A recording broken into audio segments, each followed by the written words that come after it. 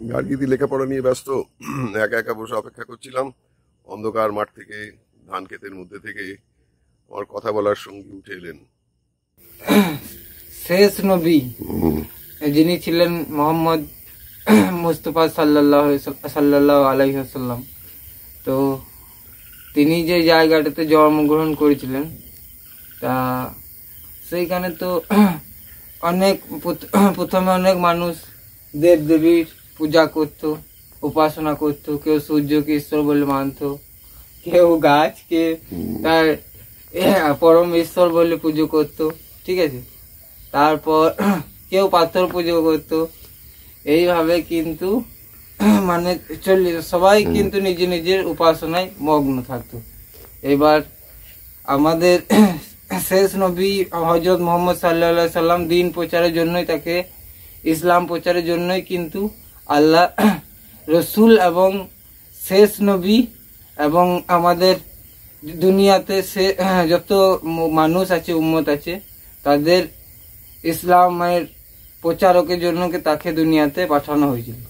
তা মোহাম্মদ সাল্লাল্লাহু আলাইহি সাল্লাম একবার দিন প্রচারের জন্য মিশরে আরবের বিভিন্ন ব্যক্তির সঙ্গে তার কথোপকথন হয়। কথোপকথন করার পরে যখন তিনি বলতেন যে ঈশ্বর এক এবং অদ্বিতীয়, আর আমি হলাম আল্লাহর প্রেরিত রসুল, এবং তোমরা এইসবের উপাসনা করো না। ঈশ্বর নিরাকার, ঈশ্বরের কোনো আকার নাই, ঈশ্বর এক এবং অদ্বিতীয়। তো এইগুলো তোমরা ভুল দেবতার উপাসনা করছো, এটা ঠিক নয়। তো যারা কবুল করতেন ওনার কথা, তারা বাবা কলেমা পড়ে নিয়ে তখনই ইসলাম গ্রহণ করতে একদম প্রস্তুত, ইসলাম গ্রহণ করে নিয়েছেন। এরকমও ছিলেন। আবার যাদেরকে আল্লাহ পাক হিদায়াত দান করে নাই, তারা কিন্তু কবুল করে নাই, সেটা তাদের ব্যক্তিগত ব্যাপার। কিন্তু আমাদের শেষ নবী একদম যেটা করে গিয়েছেন, সেটা আল্লাহ জিব্রাইলের মাধ্যমে যে বাণীটা জিব্রাইল মোহাম্মদ মুস্তাফা সাল্লাল্লাহু আলাইহি সাল্লামের কাছে নিয়ে আসতেন, সেই বাণীটাই সমস্ত উম্মত মানুষের কাছে পৌঁছে দেওয়াটাই ছিল আমাদের শেষ নবী মোহাম্মদ মুস্তাফা সাল্লাল্লাহু আলাইহি সাল্লামের কাজ। তুমি যে এখন মাঠে রাত্রির বেলা ধরো এই জল টল দেখে এলে, হ্যাঁ করে, আর কি আজকে আর নামাজ পড়ার সময় আছে? রাতে আর না? হ্যাঁ বাবা, নামাজ সারা রাত নামাজ আছে আমাদের নামাজ মেনলি 5 ওয়াক্ত। আমাদের মানে একটা বয়স নির্ধারিত থাকে, যখন যৌবন চলে আসে মানুষের মধ্যে, যখন 14 বছর বা 14-15 বা 7 বছর বয়স থেকে তার নামাজ ফরজ হয়। মানে এরকম আমাদের পবিত্র কালাম পাকে উল্লেখ আছে। এবার কেউ মুসলিম হয়েও নামাজ পড়ে, আবার কেউ মুসলিম হয়েও নামাজ পড়ে না, সেটা তার নিজস্ব ব্যক্তিগত ব্যাপার। সে যেমন কর্ম করবে, সে ফল কিন্তু আখিরাতে বা হাসরের ময়দানে তার রেজাল্ট সে পাবে। আমাদের ধর্মে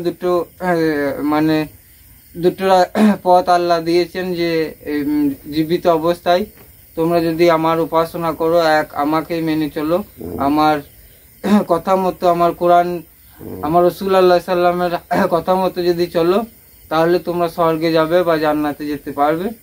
আর যদি তোমরা এই রাসূলুল্লাহ সাল্লামের কথা মতো না চলো, না মানো, আর পবিত্র কালাম পাকের কথা যদি না মেনে চলো, তাহলে তোমাদেরকে জাহান্নামে বা নরকে প্রদান করা।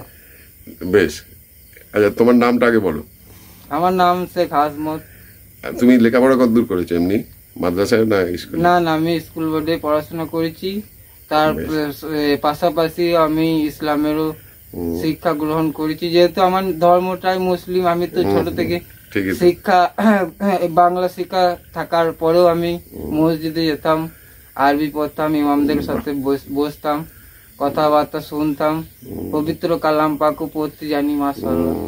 বাহ, তোমার এই যে বললে না যে আর কলিযুগে আর নবী আসবে না, হ্যাঁ না, নবী মানে আমাদের যে একটা যুগ যুগে যে সিলসিলা ছিল নবীদের আসার যে একটা মানে ইঙ্গিত আল্লাহ দিতেন যে এসেছেন, তার এই আমাদের শেষ নবীর আগেও বহুত 1,40,000 পয়গম্বর বা নবী আল্লাহ তাআলা কিন্তু দুনিয়াতে পাঠিয়েছিলেন, কিন্তু সেটা ছিল একটা সময়কালের জন্য, একটা জাতির জন্য, একটা গোত্রের জন্য।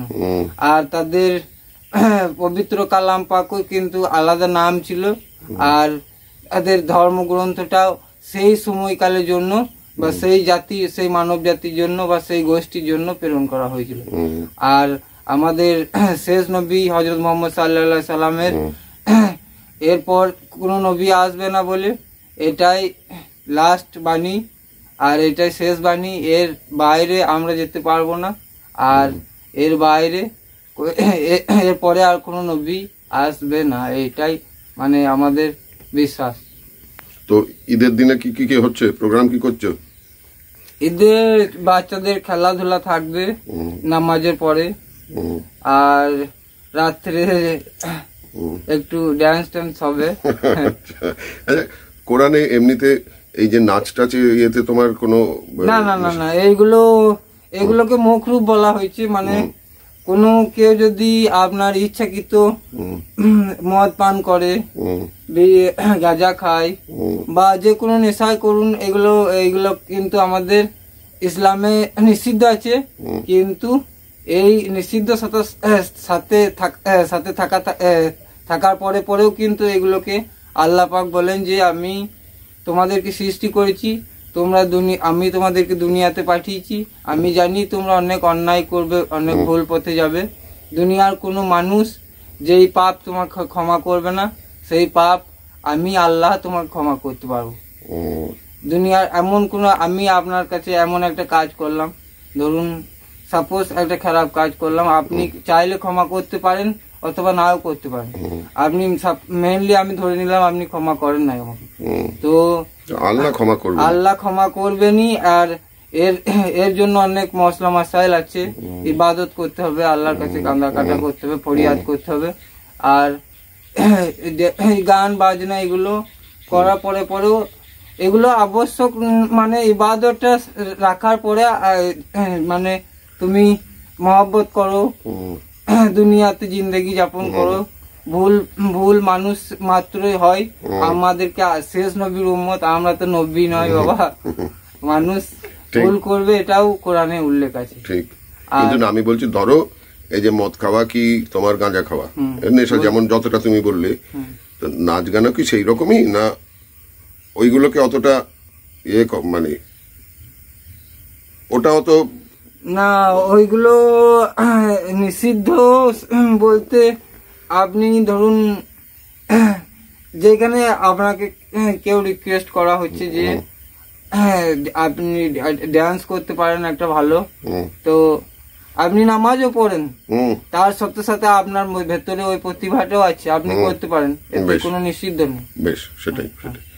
আর তোমরা যে এই যে ছেলেমেয়েরা খেলাধুলা করবে, আর বড়রা কি করবে তাহলে? বড়দের ওই জন্য আরো মানে আদার্স খেলা ক্রীড়া প্রতিযোগিতা থাকবে। আর পাশাপাশি সিনিয়ররা তো ধরুন পার করে এসছে এই সময়টা, ছোটবেলাটা বাল্যকাল পেরিয়ে এসছে, তারা উৎসাহিত করবে তাদেরকে, একসঙ্গে অনেকজনকে পাবো সেই দিন, সবাই মিলে একসঙ্গে আনন্দ প্রাইমারি স্কুলের মাঠে। হ্যাঁ, আমাদের লোহাগড় প্রাইমারি স্কুলের ঈদগাহের মাঠের সামনেই আমাদের অনুষ্ঠান। আর খাওয়া দাওয়া হবে না ইনশাল্লাহ? ঈদের দিন থেকেই স্টার্ট হবে, ঈদুল জোহা নামাজের পর স্টার্ট হবে। আর খাওয়া দাওয়া সেদিন বাড়িতে রান্না অনেক কিছু না না রান্না হয়। বাড়িতে তো হবে, হ্যাঁ ওইখানে সবাই মিলে যেখানে খেলে না ওখানে আলাদা করে থাকবে না। না না ওখানে আলাদা করে মানে যারা কমেডিয়ান হয়তো যারা পরিচালনা করে যে যুবক ভাইরা থাকবে তাদের জন্য রুটি রুটি তড়কা মাংস এসব খাবার, ওই যে বহিরাগত যে সমস্ত শিল্পীরা ড্যান্সাররা আসবেন তাদের জন্য আহারের ব্যবস্থা থাকবে। আর ছোটরা কি খাবে? লজেন্স টজেন্স দেবে না, চকলেট?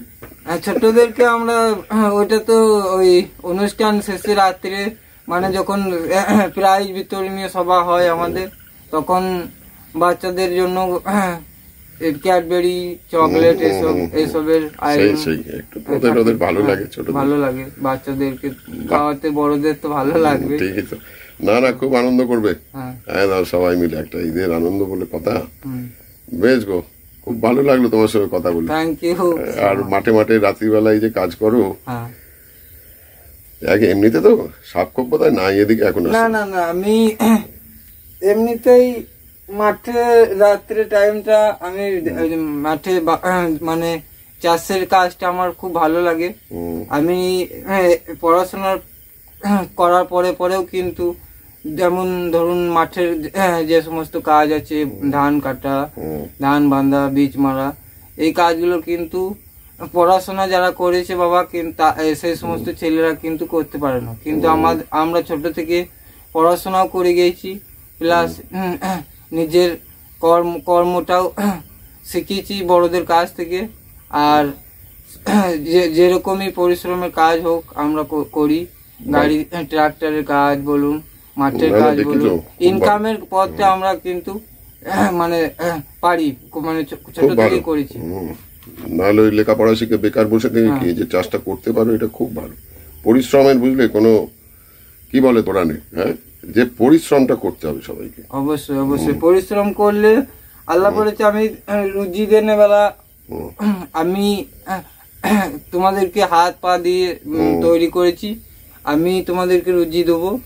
তো তোমাদেরকেও মানে কর্ম করতে হবে, কর্ম করো, আমি তার মধ্যে আমার রহমত বর্ষণ করব, সেটাতেই তোমরা মানে আহার তারপর সমস্ত কিছু সেখান থেকেই আল্লাহর রহমত থেকেই আসবে। ঠিক, খুব ভালো থাকো বুঝলে, দোয়া করবেন, খুব ভালো থেকো, আপনাদের ভালোবাসা দোয়া না গো না, সবাই মিলে খুশি থাকলে কত ভালো লাগে। অবশ্যই খুশি তো আল্লাহ পাক আমাদেরকে খুশিতে রেখেছেন, খুশি না থাকলে শুধু নিজের কাজটা করতে হবে। কথোপকথন আপনার সাথে বলতে পারতাম না, এখানে আসাটাও সেই আল্লাহ পাকের ইচ্ছা। তা ঠিক বলেছ, খুব ভালো লাগলো তোমার সঙ্গে কথা বলে।